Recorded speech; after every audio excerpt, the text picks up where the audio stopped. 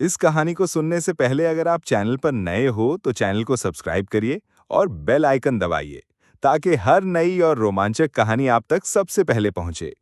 सुनो हिंदी स्टोरी, हर कहानी एक नया अनुभव।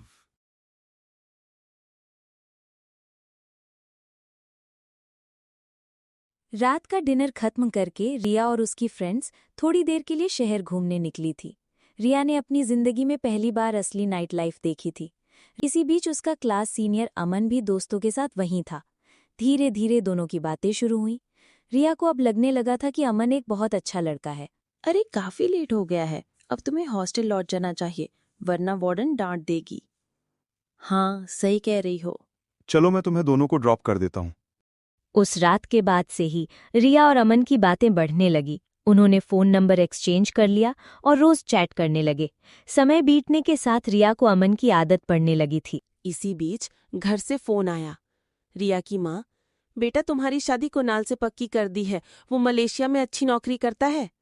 रिया हैरान, क्या? लेकिन माँ, चुप, पापा के सामने किसी और लड़की का नाम मत लेना। रिया का दिल टूट चुका था। वो अमन को चाहने लगी थी और अब घर वालों ने उसकी शादी कहीं और तय कर दी थी। उस रात अमन हॉस्टल के नीचे आया। अमन। रिया, नीचे आओ, तुमसे मिलने का बहुत मन कर रहा है। रिया जल्दी से नीचे आई और दोनों पास के गार्डन में बैठे। अमन, घर वालों ने मेरी शादी कुणाल से तय कर दी है। तो क्या हुआ, शादी अभी 2 साल बाद होगी ना। मतलब हमारे पास 2 साल हैं उन्हें मनाने के लिए। तुम सच में मुझसे शादी करोगे? बिल्कुल, मैं वैसा लड़का नहीं हूं जो प्यार किसी और से करे और शादी किसी और से। जिससे प्यार करता हूं उसी से शादी करूंगा। रिया को थोड़ी हिम्मत मिली। दोनों ने ठान लिया कि वो पढ़ाई खत्म होने के बाद घर वालों से खुलकर बात करेंगे। धीरे धीरे अमन ने रिया को पार्टीज और क्लब्स में भी ले जाना शुरू कर दिया। रिया पहले हिचकिचाई, मगर अमन की बातें सुनकर मान गई। धीरे धीरे वो पढ़ाई से भटकने लगी। क्लास में जो रिया हमेशा टॉपर थी, इस बार पीछे रह गई। टीचर, रिया लास्ट सेमेस्टर की टॉपर होकर भी इस बार इतना पीछे कैसे रह गई? अनबिलीवेबल। रिया बहुत उदास हो गई। उसने सोचा कि अब उसे संभलना होगा।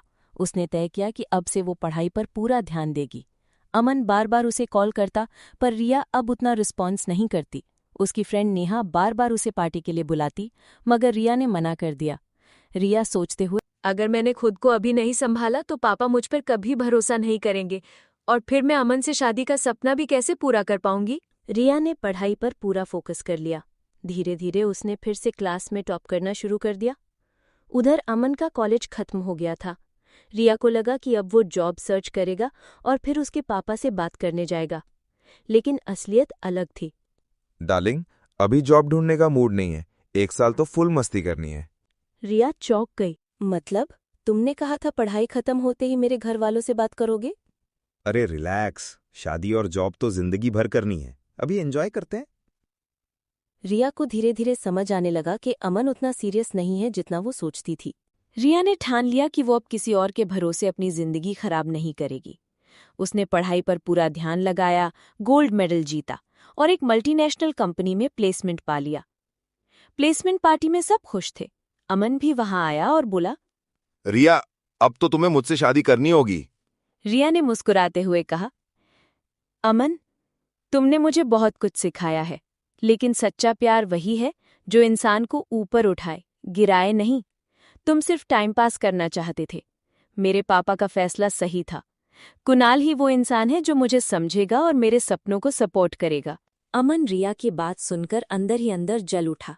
रिया मुस्कुराकर अपने दोस्तों के साथ पार्टी एंजॉय कर रही थी, लेकिन अमन का चेहरा गुस्से से लाल हो चुका था। वो बाहर निकलते ही बड़बड़ाया, अब रिया को सबक सिखाना पड़ेगा।